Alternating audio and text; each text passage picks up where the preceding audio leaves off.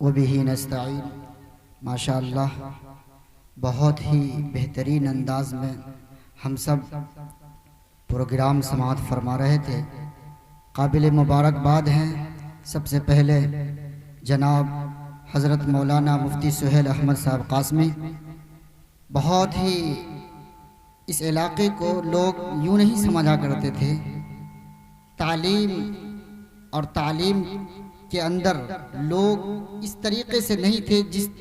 जिस दिन से हज़रत मौलाना मुफ्ती सुहेल अहमद साहब यहाँ आए हैं, अल्हम्दुलिल्लाह इन्होंने इल्म का वो बहता हुआ समंदर जिन्होंने कायम कर दिया और एक बहुत ज़्यादा उन्होंने मेहनत करके इतनी बड़ी आबादी में दीन का जाल फैला दिया कि जिसका मैं अपने अल्फाज में तज़किरा नहीं कर सकता।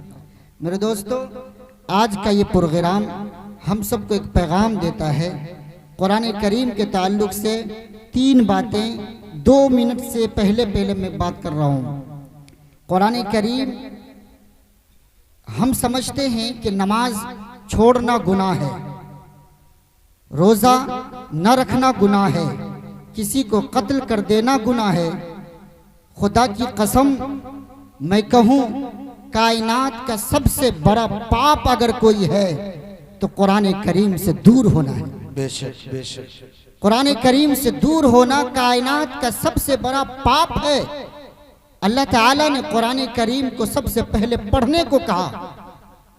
आज मुफ्ती सुहेल अहमद साहब बच्चों को पढ़ा रहे हैं। अल्लाह के रसूल सल्लल्लाहु अलैहि वसल्लम जब आए तो सबसे पहला हुक्म था, पढ़िए, कुरान पढ़िए। अभी काजी साहब आपके सामने में बड़ी कीमती बात, खुदा की कसम मैं 1 सेकंड के लिए भी मैं नजर नहीं झुकाया हूँ। बड़ी कीमती बात उन्होंने की। सबसे पहला हुक्म था पढ़िए। उसके बाद दूसरा पैगाम यह है कि जो कुरान पढ़ा जा रहा है उस कुरान को समझिए। और तीसरा पैगाम यह है कि जिस कुरान को पढ़ा जा रहा है और जिस कुरान को पढ़ने के बाद समझा जा रहा है, उसके बाद उस कुरान को समझने के बाद उस कुरान पर अमल करना, ये 3 पैगाम है।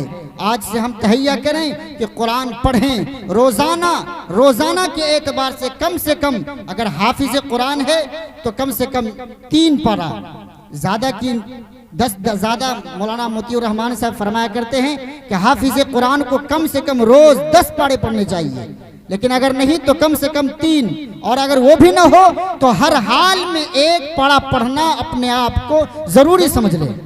और अगर गैर हाफिज है तो कम से कम वो आधा पढ़ा पढ़े, और आधा पढ़ा अगर नहीं पढ़ सकता तो कम से कम वो 3 सफ़हा भी कम से कम पढ़े। और अगर 3 सफ़हा भी न पढ़े तो अपने आप को मुसलमान क्यों कह रहा है? हज़रत अमीर शरीयत फरमाया करते हैं कम से कम अगर 3 सफ़हा भी नहीं पढ़ते हो तो 1 सफ़हा भी पढ़ा लिया करो। तो मेरे दोस्तों, कुरान करीम का एक पैगाम है कि पढ़ो, और हम सब पढ़ने की कोशिश करें। अल्लाह ताला ने कुरान में अल्हम्दुलिल्लाहि रब्बिल आलमीन और रहमानिर रहीम मालिक यौमिद्दीन के अंदर ये पूरे कुरान का खुलासा बयान किया है। अल्हम्दुलिल्लाहि रब्बिल आलमीन और रहमानिर रहीम के ज़रिए अल्लाह ने तौहीद को बयान किया। मालिक यौमिद्दीन के ज़रिए अल्लाह ताला ने क़यामत को बयान किया। इय्याका नअबुदु व इय्याका नस्तईन के ज़रिए अल्लाह ताला ने रिसालत को बयान किया। इहदिनस सिरातल मुस्तकीम के ज़रिए अल्लाह ताला ने मानने वालों को बयान किया। सिरातल लज़ीना अनअमता अलैहिम गैरिल मग़ज़ूबि अलैहिम वलज़्ज़ालीन के ज़रिए अल्लाह ताला ने न मानने वालों का तज़किरा किया है। और यही पूरे कुरान का खुलासा है। आज से तहैया करें कि हम कुरान पढ़ेंगे भी, कुरान को समझेंगे और कुरान पर अमल भी करेंगे। अल्लाह ताला हम सब के बैठने को, अल्लाह ताला हम सब के सुनने सुनाने को कबूल अता फरमाए। आमीन।